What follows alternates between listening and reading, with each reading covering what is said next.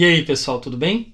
O vídeo de hoje é para falar sobre esse livro aqui, o novo livro do Ricardo Lísias, Diário da Catástrofe Brasileira, ano 1, O Inimaginável Foi Eleito, que saiu recentemente pela Record. Bom, antes de falar do livro, eu vou pedir para você que chegou aí agora e não conhece o canal, por favor, se inscreva no canal e ative as notificações para ser informado a cada novo vídeo que sair aqui no canal e me ajudar a chegar pelo menos aí nos 1.000 inscritos, ok? Para quem é mais próximo, me tem nas redes sociais, sabe que eu sou do curso de letras, né? Eu me formei em letras e fiz pós-graduação, né? Mestrado, doutorado. E durante meu doutorado, na Faculdade de Letras de Araraquara, da Unesp, eu estudei a obra do Ricardo Lísias, né? Saiu essa tese aqui, que é o Ato Performático Cínico, Ricardo Lísias e uma Nova Autoficção. Esse nome aqui é do meu avatar, tá? Que escreveu essa tese, defendida em 2019. Ela não está disponível online ainda, eu pretendo revisar essa tese em breve para talvez publicar um e-book aí e deixar disponível para todo mundo de graça, para que todo mundo queira ler. Bom, provavelmente as pessoas especialistas em Ricardo Lísias ou estudiosos de literatura se interessam, né? Mas quem sabe tem alguns leitores. Então eu estudei um pouco da obra do Ricardo Lísias, estudei especificamente o que a gente costuma chamar de autoficção, né? Eu estudei O Céu dos Suicidas, o romance dele, de 2012, estudei O Divórcio, que é o romance que mais fez sucesso dele, né? Assim, por causa das polêmicas, etc. Também estudei o Delegado Tobias, que foi uma série de books que saíram. E também estudei o Inquérito Policial, que saiu pela Lote 42, num formato muito legal, um formato quase num dossiê de processo, porque o livro fala mais ou menos disso, né, e das implicações de uma denúncia que ele teve sobre o livro anterior. Também li outras coisas dele, como o Diário da Cadeia, entre outros. Um livro de contos, que é a Concentração em Outros Contos. Então eu usei basicamente esses livros na minha tese para analisar a parte performática que o Lísias faz a partir de um certo deboche, de um sarcasmo, né, de um perfil, de uma postura cínica na literatura. E agora saiu um livro aqui dele, que é esse, né, que eu falei para vocês aqui, o Diário da Catástrofe Brasileira, que é um livro que se propõe, né, ele está ali na ficha catalográfica, a gente tem que levar muito em conta o que está escrito ali, né? A classificação é Brasil, Política e Governo, século XXI. Né? Então, ou seja, um livro de não ficção, um livro em que o próprio autor disse nas redes sociais que estava tentando estourar a bolha da literatura, né? A gente que vive em bolhas, né? Cercado das pessoas que gostam da gente ou que têm o pensamento muito próximo do nosso. Ele tentou, então, com esse livro, extrapolar, imagino que tenha extrapolado. Os primeiros dias de venda aí foram bem fortes e venderam muitos exemplares na Amazon e em outras livrarias. E então acho que realmente ele pode sim romper essa bolha. É um livro que já choca no começo, né? Que você vê esse livro todo em verde e amarelo. Olha, todinho verde e amarelo. Né? Com uma seta para baixo, né? Uma seta para baixo, um verde e amarelo, lembrando não só as cores do Brasil, mas a apropriação que um discurso de extrema direita, uma postura de extrema direita e fascista teve, incorporando as cores nacionais como suas, como apenas suas e não de toda uma população, né? Então assim, o livro já choca pela capa, é forte, quer dizer, o Brasil está indo para baixo, é um diário sobre uma catástrofe, e uma catástrofe brasileira. O livro se propõe a ser um diário sobre um diário que o próprio Lísias teria escrito, analisando então o primeiro ano de governo do atual presidente. Ele não cita em nenhum momento, em palavras dele, o nome do presidente, né? Então, também por respeito à postura do autor, também não vou citar o nome, embora todo mundo saiba quem seja, né? E ele vai tentar analisar nessa estrutura de diário o que acontece nesse primeiro ano. Ele conta pra gente que ele escreve isso primeiramente em cadernos, ele diz que só vai escrever 4 páginas por dia, e depois é claro que o texto é transcrito, né? Ele começa a escrever esse texto, isso já aparece aqui no começo, na noite do dia 28 de outubro de 2018. Que noite foi essa? Foi a data da eleição do atual presidente, né? Então foi nessa noite aí, onde o resultado já havia saído, e ele começa a escrever esse diário. Ele, na verdade, gente, a gente percebe que apesar das datas constarem como se fosse de maneira cronológica como um diário, ele não segue muito uma maneira cronológica, tá? Esse diário é quase um simulacro. É quase um simulacro de uma prisão em que parece estar o autor e todos nós com ele, né, num país um país degringolado, né, um país que se afundou numa merda horrível, não desde que essa pessoa foi eleita, mas desde alguns acontecimentos nos anos que antecederam essa eleição. Então ele trata nessas entradas das datas, ele não trata apenas de questões do dia. Às vezes ele nem trata das questões do dia, está comentando alguma coisa que já aconteceu ou coisas que vão acontecer ainda, tá? Então assim a data ela é somente ali talvez um mero marcar cronológico de como esse ano foi arrastado, como foi difícil sobreviver no ano de 2019 com todas as repercussões do presidente e sua equipe de governo, que é catastrófica. E ele diz logo no começo que não pretende levantar debates, ele está empenhado no combate. Mas da maneira que ele constrói todo o livro, ele está realmente debatendo inúmeras questões e, claro, com isso combatendo. O livro é muito rico, gente, porque ele cita outros livros, ele cita reportagens, entrevistas, comentários, imagens. Ele tem inúmeras notas de rodapé, perto de 200 notas de rodapé, que ele vai então referendar, vai referenciar esses livros, esses lugares onde ele tirou as citações. Então, assim, ele dialoga com muita coisa que foi produzida. Quais são as divisões dele, gente? Tem a apresentação do diário. Lembrando que esse diário, de certa forma, ele foi feito uma compilação, porque ele foi escrevendo isso ao longo do ano de 2019 e publicando online, e ele reescrevia esses próprios textos. Então ele foi de maneira independente, e depois, agora que foi compilado e publicado em livro. Tem a apresentação, o primeiro capítulo que chama Transição, Começa o Inimaginável. O primeiro trimestre, que é a Pulsão de Morte no Poder. O segundo trimestre, Precisamos Falar sobre o Mal. O terceiro trimestre é Operação Lava Jato, é uma série de TV. Eu acho genial isso. E o último trimestre, Cultura e Política, 69 e 2019, alguns esquemas e, por fim, os agradecimentos. Então, basicamente o que ele fala? Ele mostra o projeto fascista do atual presidente, assim, inúmeras decisões, não só da chefia do executivo, mas de todo um aglomerado de pessoas que estão também lá no legislativo, que corroboram a postura do presidente, aprovando coisas que são maléficas para o país. E ele mostra aqui, né, então ele diz e vai mostrar que essas pessoas que votaram nesse presidente, embora não sejam fascistas, não se auto-intitulem fascistas, elas tiveram um comportamento fascista quando decidiram por esse voto e não por qualquer outro.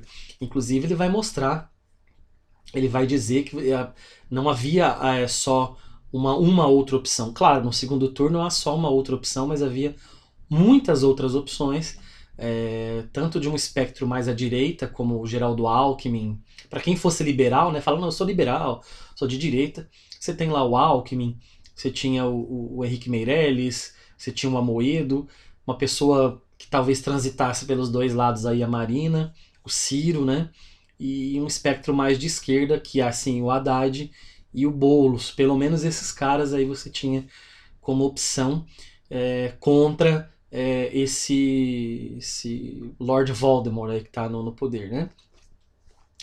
Então, ele vai falar desse projeto fascista, inclusive ele vai analisar, e tem um momento aqui que é muito legal, isso ele fez em alguma série de palestras, se eu não me engano, que eu me lembro que acompanhei pelo Facebook dele, que ele vai mostrar algumas imagens e memes, né? Que essa palavra está muito comum, esse gênero, o meme, que a extrema-direita usou, não só antes da eleição, mas também depois, nesse primeiro ano de mandato, mostrando todo o ódio, essa pulsão de morte que ele fala, né?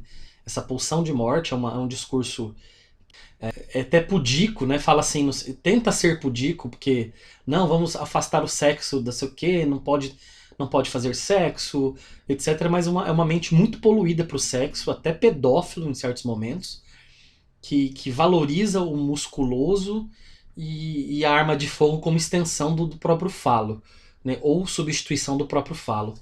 E então assim tem inúmeras imagens dentro do livro. Vou até pegar uma aqui, uma imagem aqui, ó, vocês podem ver. Eu não, o nome apareceu, embora, né, eu não quisesse falar, tá aqui o nome. Mas né, só olha essa figura que está derrubando a outra, com o corpo másculo, quase como um delírio para o séquito de seguidores, e também a arma de fogo como legitimação dessa masculinidade, né? Então ele vai analisar várias coisas. E vai também criticar alguns memes da esquerda, né? Porque os memes da esquerda eram eruditos demais para chegar à população em geral. Por exemplo, Make Oral Fiction Again, né? Um boné com essa inscrição, né? Então assim, era muito difícil. Primeiro que era em inglês, primeiro que você tinha que saber que era uma referência irônica ao Donald Trump nos Estados Unidos, né, que Make America Great Again, e daí você passar por George Orwell, que é um romancista distópico, e dizer que nós estamos vivendo uma distopia, é um caminho muito difícil para a população em geral entender, e entender que aquilo era um problema, que ele estava vivendo aquilo também, e se voltar contra o governo, etc. Então a esquerda também se perdendo aí. É... E aí ele vai falar, né, das coisas que a gente sabe, né, de um monte de coisa, que é a criação do medo do comunismo, a invenção do kit gay, a legalização da pedofilia, né, que eram coisas ridículas, né, o comunismo, nunca houve ameaça de um golpe comunista no Brasil, nem nos anos 60, nem agora.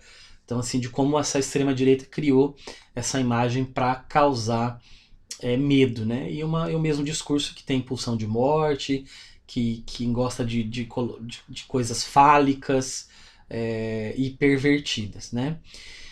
Tem um momento que ele vai falar do Moro, do ex-juiz Sérgio Moro e ex-ministro Sérgio Moro, como um leitor de Batman, né? E aí ele vai analisar como o Batman não ri, né? Tanto que a piada mortal, a piada que o Coringa conta, o riso é introduzido no Batman pelo vilão. É quase como se o riso tivesse que ser combatido. E o Moro é uma pessoa que não ri, né? Pessoa séria, ele se acha, inclusive, acima da lei, como o Batman se acha. O Batman é rico, ele é poderoso, e em muitos momentos nos quadrinhos ele passa por cima da lei para fazer o que ele considera sua justiça, né? Então o Lises diz aqui que analisou inúmeras histórias do Batman e de outros personagens de HQs. Aqui fica uma crítica, né? Ele reduz a HQ, na verdade, de super-heróis, embora eu acho que o universo dos quadrinhos seja maravilhoso e não é só super-heróis, tem muita coisa boa. Mesmo eu acho que as HQs de super-heróis podem ser boas em algum sentido, e aqui ele reduz tudo a coisas muito... De certa forma ele fala que tudo é ruim, né? Eu não... Eu tenho um problema com isso, porque eu acho que às vezes a esquerda ela chega num pensamento muito erudito e tudo que é do mainstream depois ela vai dizer que é ruim e é fraco, né? Então, assim, é um ponto que eu acho que foi negativo aqui na análise dele, tá? Ele fala das fake news, que inclusive ele diz que não gosta do nome fake news, prefere mentira.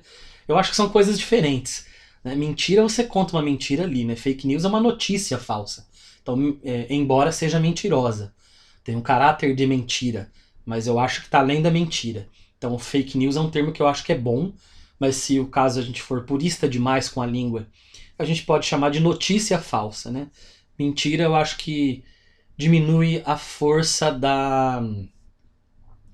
do gênero, vamos dizer assim, tá? É, ele fala, aqui eu acho muito bom, porque ele fala da Lava Jato enquanto série de TV.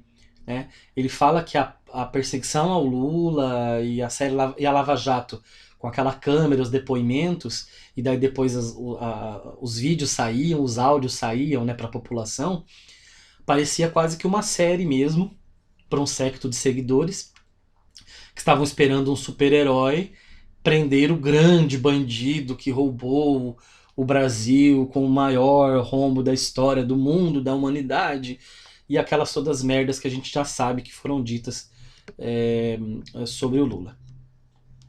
Falam do Olavo de Carvalho também, ele fala a criação desse mito de intelectual, né? Porque ele não é um pensador, é um intelectual. O autor chama ele aqui mesmo de que o que ele faz é burrice, né? Nada além da burrice. Então ele não passa muito tempo falando sobre isso. Fala do WhatsApp, né? Uma das coisas que ele analisa aqui do WhatsApp, que é a força da propaganda no WhatsApp, né? Ele fala, inclusive, aqui na página 216, assim. A diferença do volantinho, né? Aquele papelzinho. De candidato era santinho, né? Mas o volantinho, aquele papelzinho que você distribui para as pessoas, ele não tem o mesmo efeito do WhatsApp, né? Então ele diz assim, ó. Um volante não tem o mesmo alcance que o material distribuído via celular. É incômodo para guardar, dura pouco e suja a rua. Uma imagem armazenada em celular pode ser vista inúmeras vezes pela mesma pessoa, o que facilita ainda mais o convencimento. Ciente do potencial do WhatsApp, a extrema-direita o está utilizando há bastante tempo como meio de propaganda, o mais eficiente até hoje.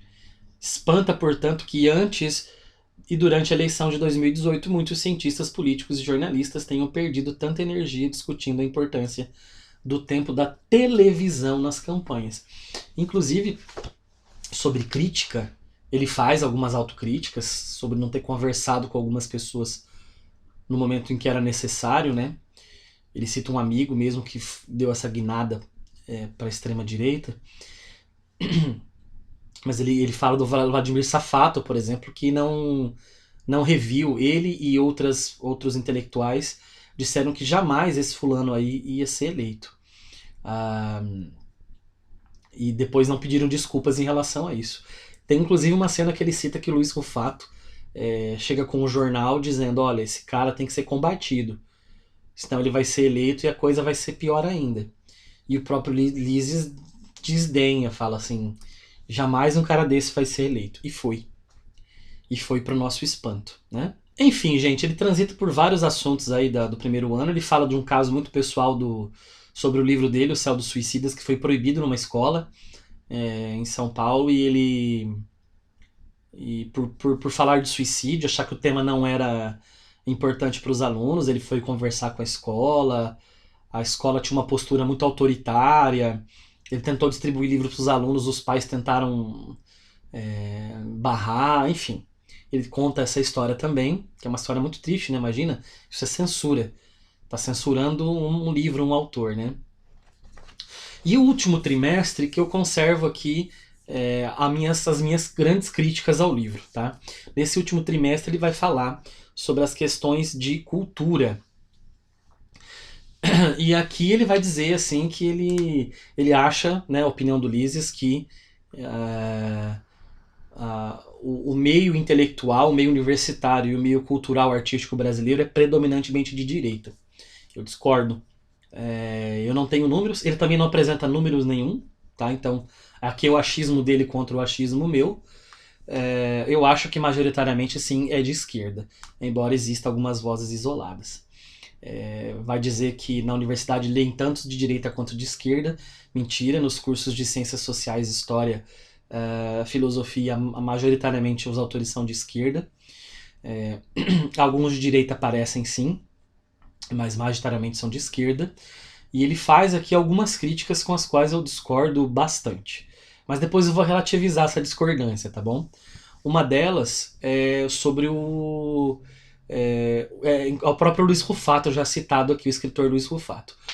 O Rufato disse em algum momento que a literatura brasileira precisa retratar essa classe trabalhadora, média ou baixa, que votou nesse candidato, porque a gente não pode eliminar essas pessoas da nossa representação literária, né? O Ulisses não acredita muito na representação literária, ele acredita mais na obra de arte, no diálogo direto com o mundo e intervenção no mundo em que a obra está sendo produzida e dialogando com isso, tá?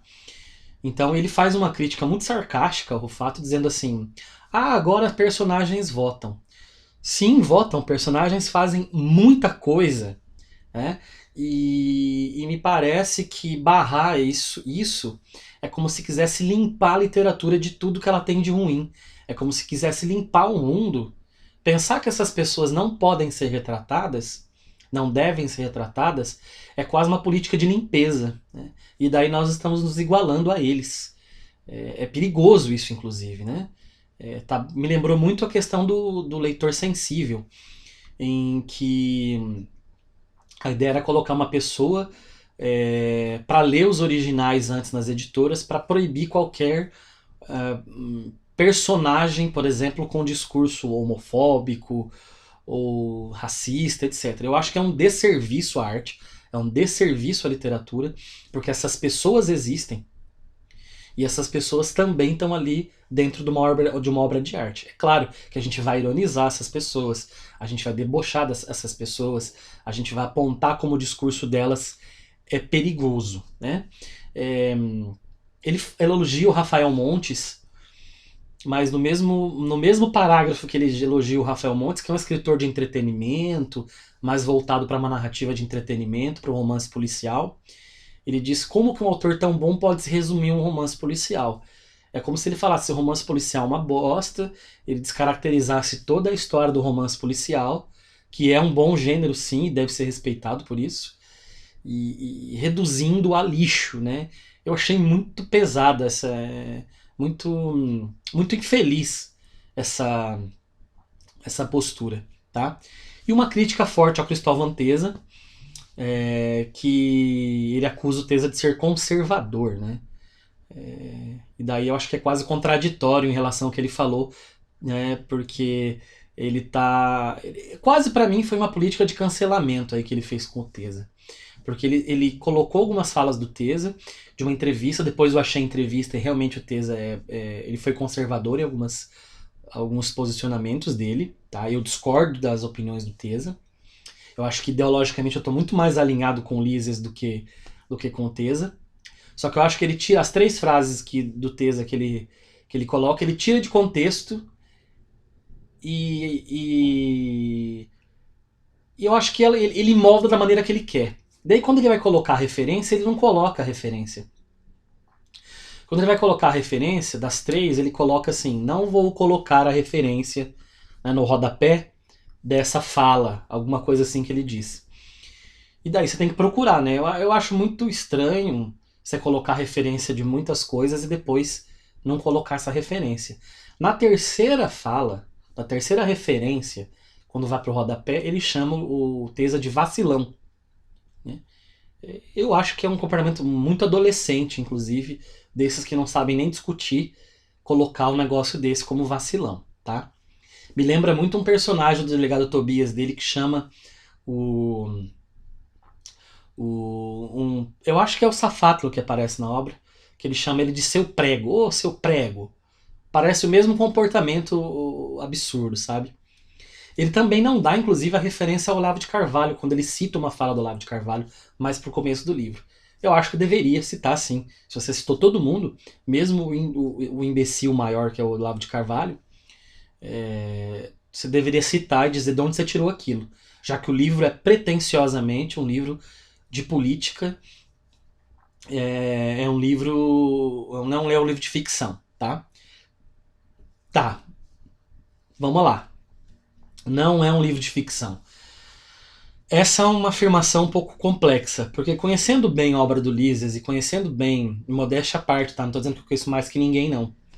Mas conhecendo bem a obra do Lísias, sabendo que ele gosta de usar o sarcasmo, sabendo que ele gosta de ser irônico, e sabendo que ele tem uma postura cínica e performática dentro da sua obra, embora não seja uma obra de autoficção, ele fez muito isso nos livros autoficcionais, é, eu tenho receio em dizer que esse seja um livro puramente de política. Né? Como é que tá aqui mesmo? Até já esqueci de falar como é que foi que eu falei.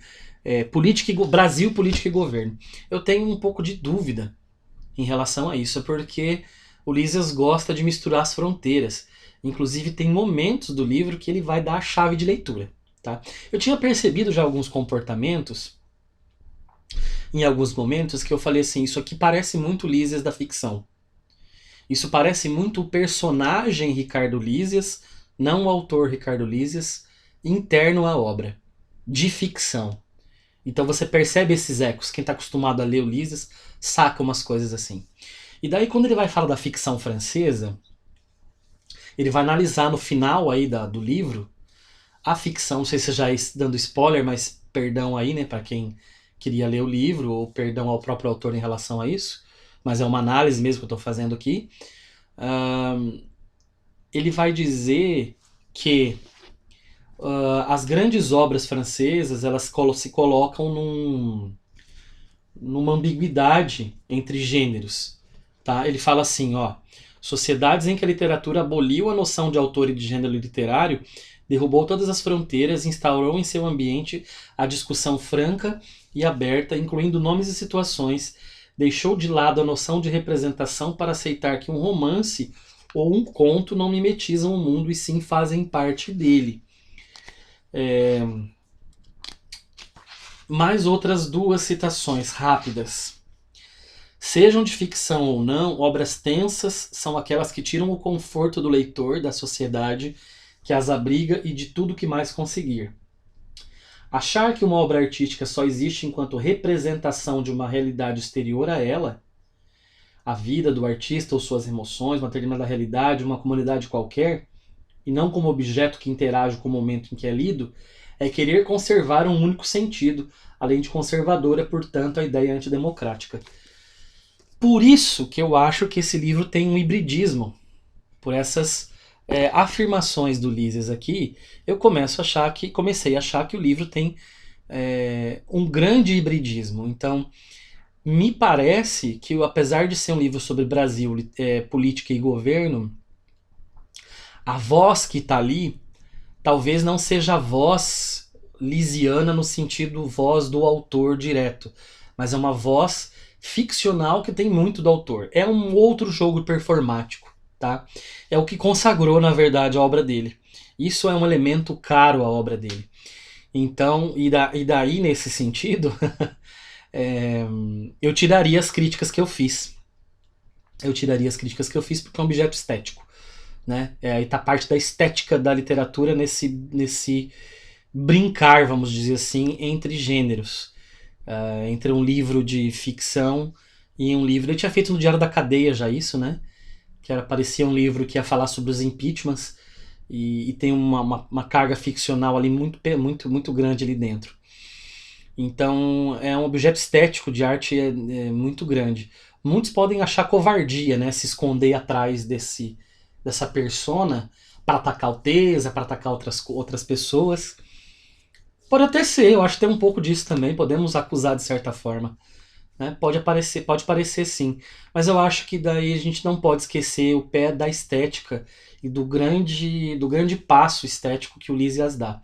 Eu acho que dentro da literatura brasileira contemporânea, poucas pessoas são corajosas. Claro, ele vai receber uma enxurrada de críticas, como receber um divórcio mesmo, né?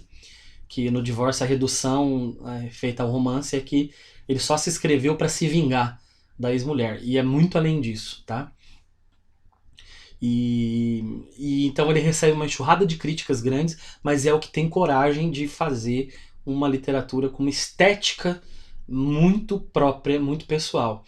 Eu acho que poucos hoje fazem isso, tá? Eu acho que o Rufato faz de uma outra maneira bem diferente, mas eu acho que o Rufato faz isso hoje em dia. e um ou outro escritor aí, eu não conheço todos, mas eu posso dizer que eu não conheço muitos com essa propriedade. Beleza, gente? O vídeo ficou super longo, não sei se você chegou até aqui. Se você chegou até aqui, muito obrigado por assistir o vídeo todo e acompanhar, né, saber a minha leitura, a minha recepção da obra.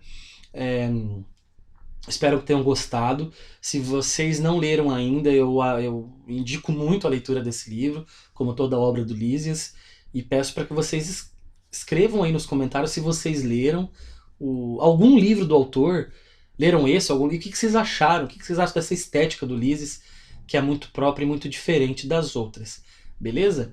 E sem se esquecer de se inscrever no canal e ativar as notificações. Um abraço e até a próxima.